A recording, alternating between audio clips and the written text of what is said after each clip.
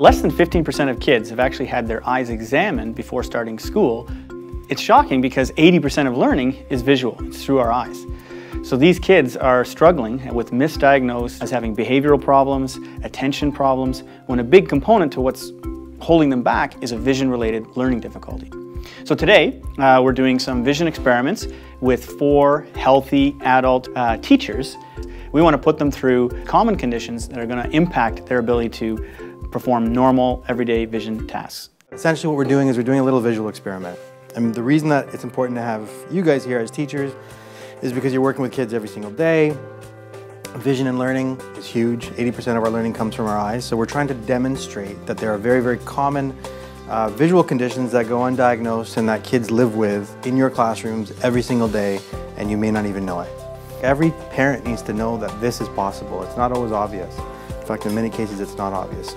The best way to show somebody how a child sees is to have them see that same way. So what we're going to do today is demonstrate what non-obvious problems can look like.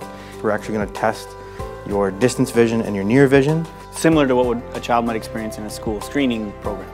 We had 4 volunteers, and each of them we put through a different vision experiment. Riley is nearsighted, so we didn't do anything to her eyes except not let her wear her glasses.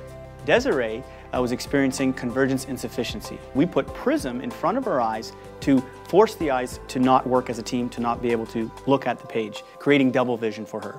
Michelle was experiencing amblyopia. We put a contact lens in her right eye. This contact lens blurred the vision to the point where she wasn't able to use her eyes as a team, and one eye had to do all the work. And our last volunteer was Tanya. Tanya had contact lenses in both eyes, and these contact lenses mimicked astigmatism, so she saw distortion near and far and had a lot of difficulties keeping attention and concentration on anything she was doing. Okay, can you read the lowest line you can with your eye cover? LEPD. Is that the lowest line you can see? Yes. Ideally, the 20/20 line is the one above the red. So Riley has difficulty. She's having trouble seeing in the distance. So Riley's an example of a child that may have trouble seeing the blackboard. So a screening is going to pick this up. Can you try reading? We'll start with this line. Can you read this one? Yeah. EDFC. DEFP. FCEP. As quickly as you can, I want you to read the numbers out loud, top to bottom. Okay. 92364. 375 74652. It's almost like instead of like a flat, it comes 3-dimensional. So some of it pops, some of it. Yeah. Do you remember a lot of what you just read? Well, like not really. The whales appeared, and then I can't see what it says underneath the black line. Holes and filled their huge lungs. The Inuit gave something names, and Are both your eyes open right now? I'd have to blink back and forth to see the different lines. You couldn't use both eyes as a team? No. I can see how the one eye, you would slowly start to disengage your brain because you want the good eye to take over.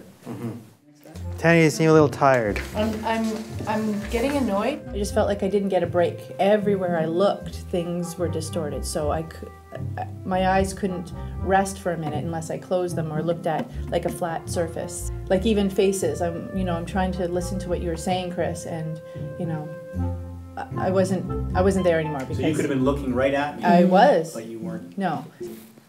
Riley was probably one of the most common reasons someone goes to see their eye doctor. It's because they come in and they say, I can't see the blackboard anymore. Or they're squinting to see the TV. So it's very obvious to the parents and to everyone.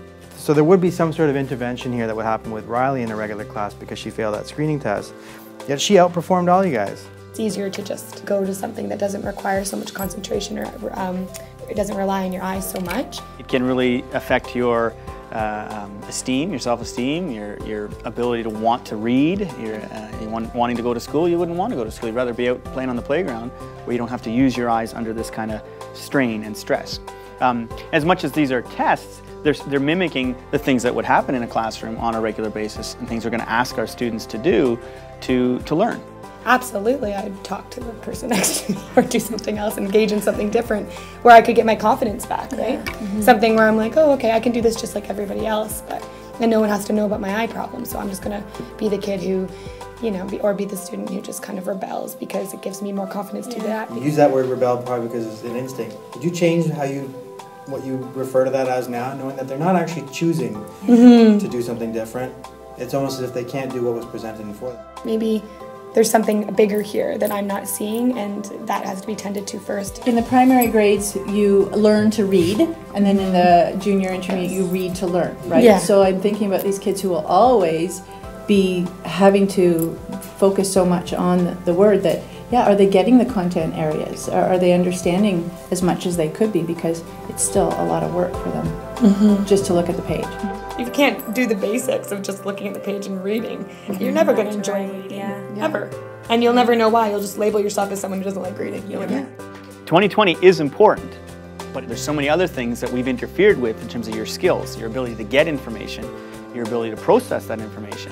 2020 gets you to pass that screening test, but it gets you to fail almost every other real life test, which you guys just went through today.